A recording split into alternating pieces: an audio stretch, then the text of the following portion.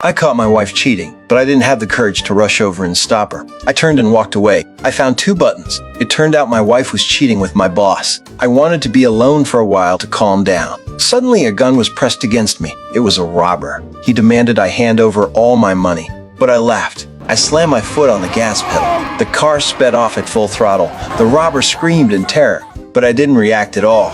I drove frantically through the narrow alleys. Passers-by scrambled to get out of the way. Then I threw my wallet out the window. Before the robber could react, I pulled out my pepper spray and sprayed it straight into his face. The mugger cursed furiously. But when he opened his eyes again, all he saw was the car speeding ahead. By the time the mugger came to, we'd already reached the outskirts of town. He begged me to let him go, but I still ignored him. I pulled over at a restaurant. The robber tried to flag down a car to escape, but no one paid him any attention. He could only go back inside the restaurant. I was about to pay the bill when I suddenly realized I'd just lost my wallet. In the end, the robber ended up paying the bill. It was then that I found out his name was Jack. Jack immediately guessed that my wife was having an affair. I was so furious that I grabbed him by the throat. After that, we continued on our way. We stopped at a gas station along the way. But as soon as I turned my head, I saw Jack robbing the convenience store. I was furious. The next second, the store owner came charging out with a shotgun.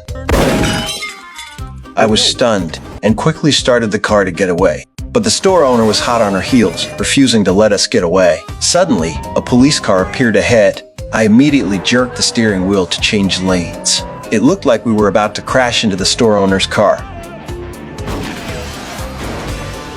Jack and I took the opportunity to make a clean getaway. I scolded Jack.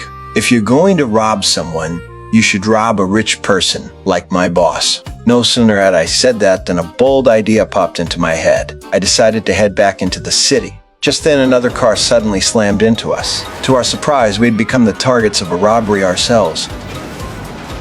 2 robbers forced our car to stop. In the chaos, Jack's gun went off accidentally. The bullet grazed my shoulder. The 2 robbers panicked and had no choice but to let us go. Fortunately, I only suffered a minor graze. Afterward, I made my way to the company building. We smashed the glass and lured the security guards away. Then we sped all the way to the vault. But to my surprise, my passcode wouldn't open it. My boss had actually changed the passcode. Luckily, Jack was a computer whiz. He easily hacked into the security system. We pried open the safe and stole all the cash inside. Before leaving, I deliberately took off my mask and smashed the boss's most prized statue. Back at the hotel, Jack was ecstatic, looking at the huge pile of cash. But I was filled with anxiety, so I called my wife. That's when I found out it was all a misunderstanding. The woman I'd seen that day was actually my wife's younger sister. I was stunned and immediately decided to return the money. But when I got back to the hotel, I saw the 2 robbers. Jack was also tied up on the balcony.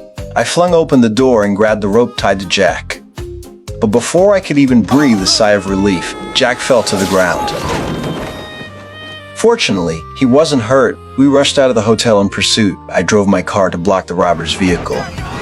We jumped out and caught up with the fleeing robbers. Jack and I worked together to recover all the money. The next day, the boss checked the surveillance footage to track down the thieves. I thought I was done for, but to my surprise, there was nothing on the footage. Jack had actually swapped out